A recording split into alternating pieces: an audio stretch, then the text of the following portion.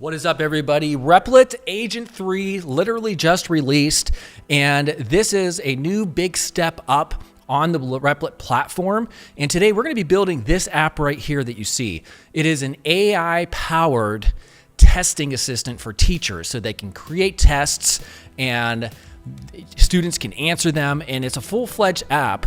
And you're going to see just how many few prompts we actually need to achieve this with Replit. Now, what's really cool about Agent 3 is you can see in real time a virtual browser. I'm showing you right here. As it's fixing issues on its own. That is really, really super cool.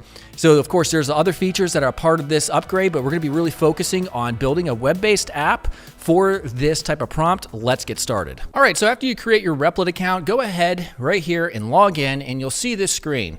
And then you have a few options down here, like what type of app do you wanna build? Should it be accessible via a browser, on a phone, computer, tablet, whatever? If so, you choose web app. But there's also some other different ideas here: data app, 3D game app, general, and then agents and automations, which is also new as a part of Agent 3, where you can build these agents or these automated bots that will interface with Slack or Telegram, etc. We're not going to mess with that. We're just going to use the web app option for this, and I'm going to paste in the prompt that I created. As you can see, it's not very long.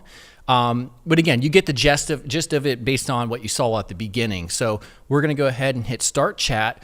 And what it's going to do initially is build out a plan. And this takes a couple minutes. And it's going to present us with a question in terms of, do you want me to build out the whole app, or do you just want me to do a prototype for the design purpose? All right, so here it is. You can see there's the plan of attack right here if you want to read through that. But here's the two questions: build the entire app or start with a design. In my case, we're just going to start with a design because I want to see what the prototype looks like first, and then you can adjust the layout. If you don't really care too much about the design, you just trust and leave it up to the AI, you can do this option right here. So I'm going to hit start designing, and we're ready to rock. Okay, so it is ready for us to test the prototype. Now you can see here, there's a slight issue right there, which we can, have it fix that little eye icon. It should be over here to the right. Not that big of a deal. So we could see sign into your teacher account to create and manage tests. So I'll just enter this, and let's also put in password 123, sign in. All right. Wow, this is actually a pretty nice dashboard right here. Design-wise, it looks all pretty solid. Now again, this is going to be fake data. Like there's 142 students. Let's click over here. Let's get rid of that. Here's all the students. Design looks solid. Here's the access codes, create test page. And again, so what you could do at this step when it's not actually functioning, you can click on theme, although you could do this afterwards too. You can click on theme, change all the colors and the topography, all this stuff right here. So there's an open API key, which I'm going to go ahead and grab. Paste here and hit continue just to get that ready. And let's say you're happy with, everything that you see here.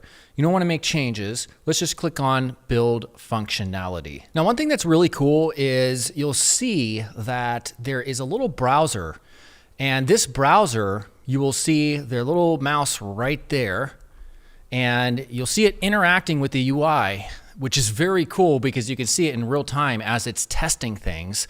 And if things break, then it'll go back and try to fix them and then retest in this little mini browser. That is super cool.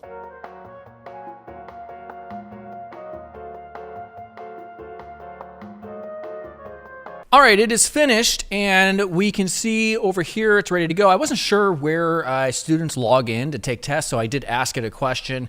It cleared that up. So we're gonna go ahead and log in here with the demo account and the password.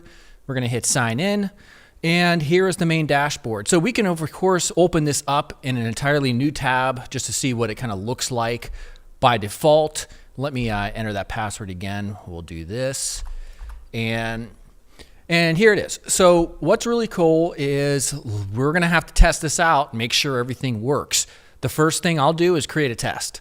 So here is the test configuration. The design-wise, I'm a UI UX designer. I've done this stuff for like 25 plus years. This is solid. Like I don't really see anything that needs to be changed. So let's go ahead and give it a test title. We're just going to say mitochondria. I'll copy that because that's hard for me to remember how to spell. Subject, We'll just say biology. And then we're going to ask it to create a test on mitochondria that is 10 questions long. Make them beginner level questions. All right, we're going to hit generate questions. AI is analyzing your prompt and creating personalized questions. This may take a few moments. It really shouldn't take too long, maybe just a few more seconds. And there it is. Okay, so here is question 1. What is the primary function? Let's see how many questions there are. Is there 10? Yeah, awesome. So what is the inner membrane of the mitochondria folded into? A cristae. Okay. All right, this actually looks solid. So let's hit deploy test. And it is deployed. Okay, so now if I click on my tests, here's the mitochondria test that I believe is the one that I created. Okay, so what's clear here to me is that the actual functionality of persisting tests and saving them, and as well as students in the database, is not working. So we're gonna have to follow up with it to tell it to get those things to work. If I create a new test or new student and refresh, neither the test or the student is persisted in the database. Make them save to the database. All right, just plain old English. Let's submit it and then check out the results. All right, so we're back here. It says it fixed it. I watched the live browser, which is very cool. And let's go ahead and create a new test. This time, let's do something a little bit more familiar. We're gonna call this Figma design. All right, subject, UI, UX. All right, here is the task. Let's say create a test with 10 questions that have to do with understanding the basics of Figma. Now, if I failed this test, that would be very embarrassing. Generate the test. AI is analyzing the prompt, creating personalized questions. This may take a few moments, which it will, but it should be done any second now. 3, 2, 1. 0. Look there. Okay, so it's kind of like 4 seconds. What is Figma primarily used for? User interface design.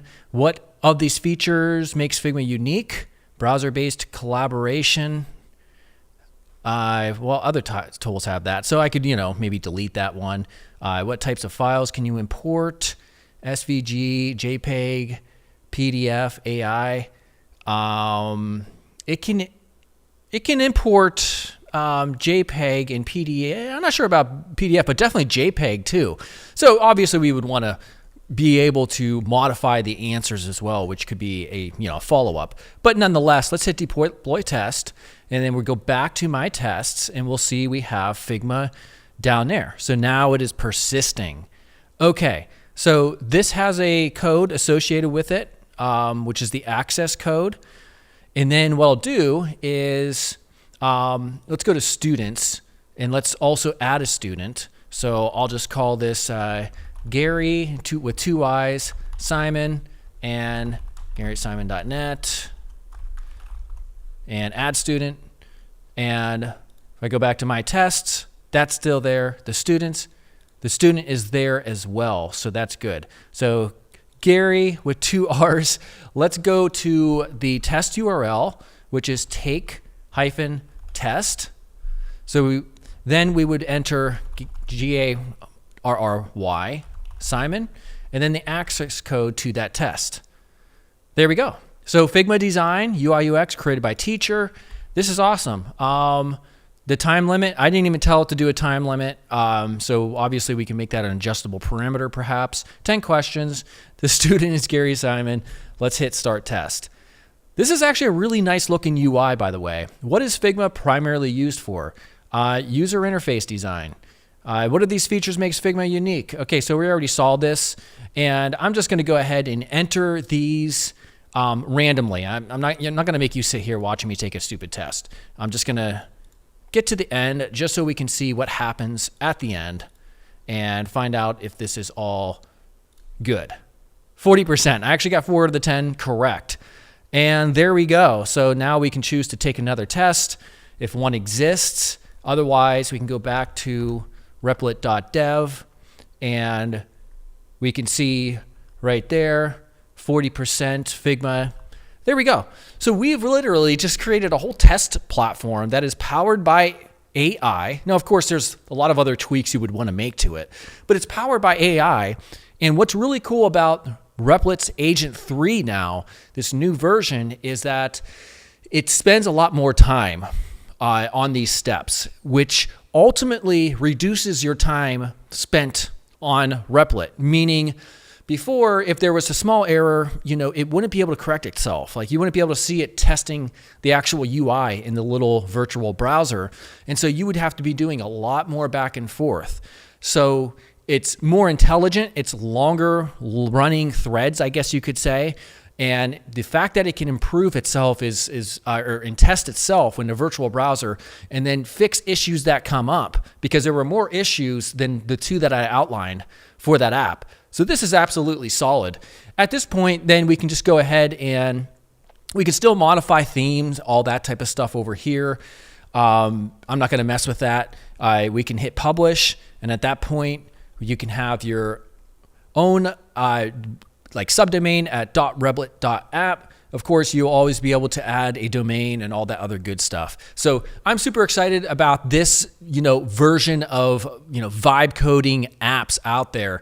There's a lot of other competitors who do the same thing, but this feels like it's a step up in the industry for these type of tools specifically. So let me know what you think here in the comment section. Make sure to subscribe, and I'll be covering a lot more of this and other tools in the near future.